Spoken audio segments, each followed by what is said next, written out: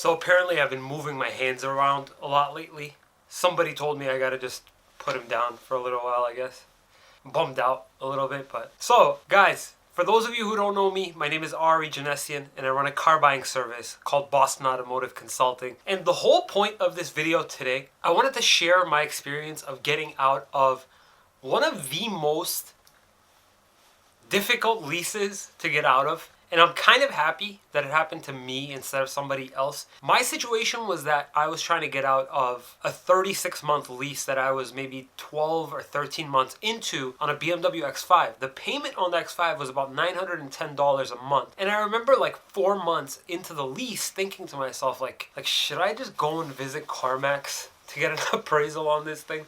Because it was pretty awful. I was having a miserable time dealing with the fact that I was paying this much on a car I didn't even really like all that much. I'm kind of a more sporty coupe kind of guy. So I was really miserable and I was trying to get out. And I remember giving a call to BMW at one point and asking them, guys, I'm like a 7 or 8 time BMW customer and I'm all about you guys. Like, what can you guys do? Can you guys help me out? And I remember, because I had sent a letter to them explaining my story, etc., and they had called me, a rep called me from BMW and explained to me, like, listen, there's not much we can do. You got to reach out to your dealer to try and help you out. And not only did I reach out to my dealer, I reached out to like 6. I'm going to get to that in a couple minutes. So essentially how a manufacturer handles your lease if you're going to be doing an early termination is the following. Now, this is if you're not buying another car, but you're literally just trying to just return the lease.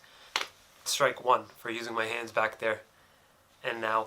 So if you're not going to be getting another car, as in somebody on the dealership's end isn't going to be paying off your existing lease and you're just going to be turning in the car, when you're more than 12 months out from a lease, as in you've got like 2 years or a year left on the lease, how they do it is that you'd return the car. They'd send that car to auction. It goes to auction and your car, say, has like a $20,000 payoff on it. And the car only gets like $16,000 or $17,000 at auction. That $3,000 difference plus any auction fees or any transportation fees get added to that. And if that amount, so like let's say $3,500 is the net difference in what it's costing the lease company, if that $3,500 is less than the amount of lease payments you have left on the car, then they'll charge you the lesser of the two. But if it goes to auction and it brings back like $15,000, and your payoff is $20,000, but your outstanding lease payments are only $4,000, then you're only going to pay for the outstanding lease payments plus any disposition fees and any mileage charges. So in this particular case, I owed about $20,000 in lease payments. So what they suggested was that we'll send an inspector to see the car and estimate how much money this car is going to get at auction. Now, in that situation, essentially, it'll go to auction, however much it sells for, plus any transportation and auction fees, and that amount gets deducted from the payoff amount. Basically, the buyout on the lease. If, say, for instance, the car went to auction and sold for $10,000 less than the payoff, then instead of owing $20,000 in lease payments, I'd owe $10,000 because of the quote-unquote realized value that the car produced at auction. Strike two. Now, just to weigh out my options a little bit more, I took the car to CarMax. The car itself had a $60,000 payoff. And I went to CarMax and they offered me, I believe, like $51,500. As in, I would have to pay $8,500 to CarMax in order for them to take the car and wipe out my loan to BMW. So that was a help. Instead of paying $20,000 in lease payments, I was only obligated to pay CarMax $8,500 to basically take the car off my hands. Now, what I did was, I took the offer or appraisal letter that CarMax gave me and I took it to my dealers. Now, what I did was in this scenario is what I want to suggest to you if you're trying to actually get out of a lease to go into another one.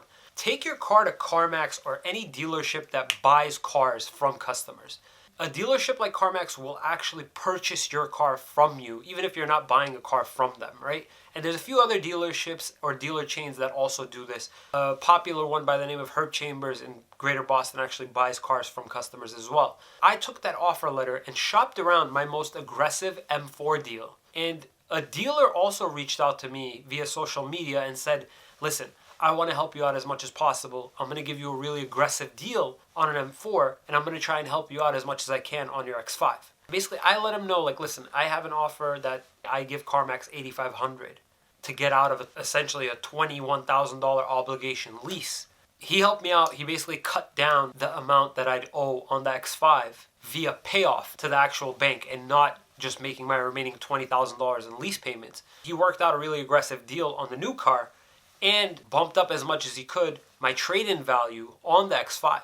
Another thing that I was able to do, because I was going from car to car at the same manufacturer, was that I was able to capitalize on loyalty credits that manufacturer was offering me to stay with the brand. Now, if you're going from lease to lease, I highly encourage you, don't necessarily trade in the vehicle at that dealership, but keep in mind the fact that you could also be able to get loyalty incentives if you're going from car to car, same manufacturer. Essentially, what I'm trying to get at in this whole video is trying to tell you that, listen, a car lease works somewhat similarly to a car loan, where you have a couple different options. If you're within the last few months of your actual lease, and the sum of your lease payments is not that much, as in you've got like a $200 lease payment and you've only got like 10 payments left, that's really not all that much. Option B is always treating it like a car loan where your lease has a payoff amount. You could purchase your car off of lease the same way that a dealer can purchase your car off of lease. Essentially, you'd go to your account summary on your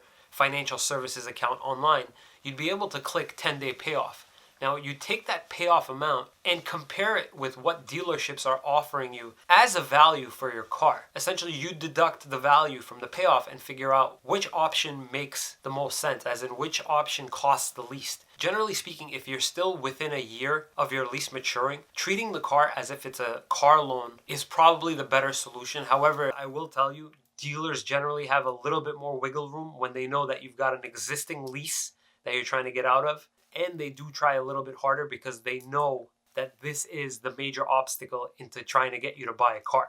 So guys, I have to use my hands. It's a part of my closing. I can't not use my hands. So guys, I hope that this video gave you some ideas on how to get out of your current lease. I wanted to share my story and experience of getting out of a really, really expensive lease. Hopefully this gives you some hope that if I could do it with 2 years left of my really, really expensive lease, that you could do it as well. For those of you that are new to the channel and you found this information useful and you want to see more of these new car buying negotiation tip type videos, please consider subscribing. Thank you so much for watching, guys. We'll see you next time.